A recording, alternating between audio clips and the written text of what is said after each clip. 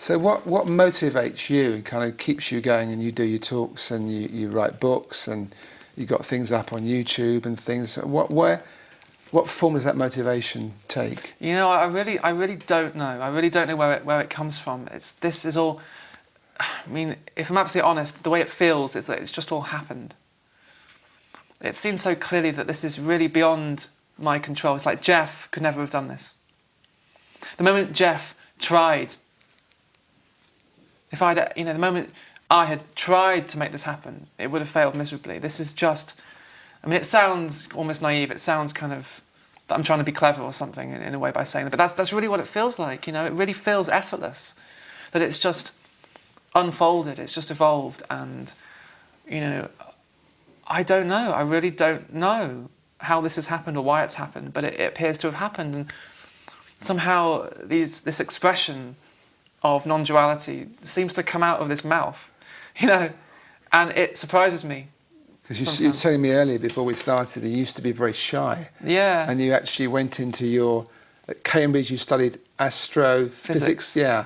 And you did that partly because you had to communicate with people.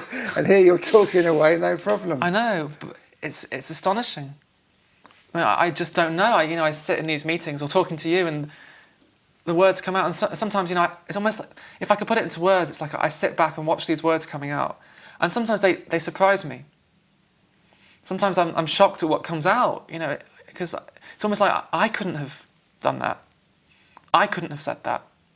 But isn't that like a little bit, if you talk to the real, or hear what they've said or written, the real geniuses of our times, you know, the Einsteins and people, they don't really credit themselves. We come up with an idea, they say, well, it just came. It's just coming out of nothing. It emerges, and you talk to... You're like a vehicle for something happening.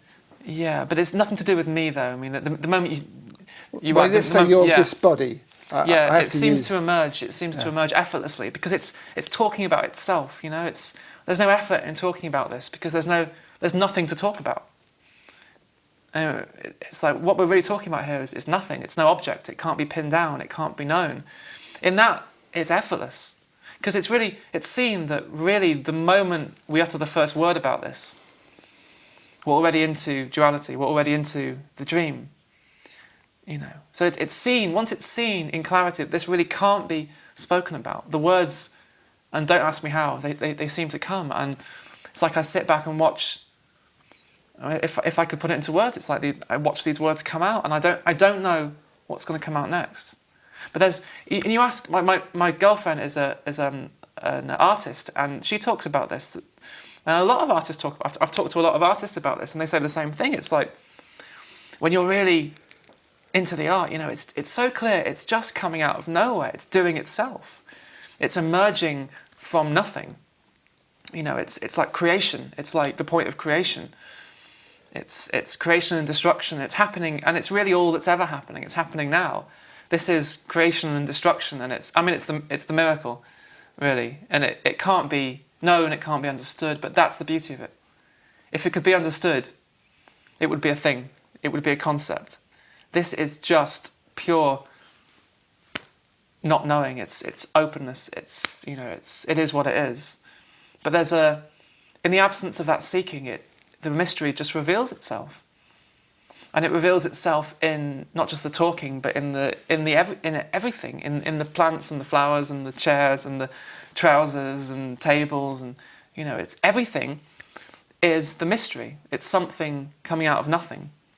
It's like the very fact that this is happening at all, you know, that's it, you know, that's the miracle. Well, I remember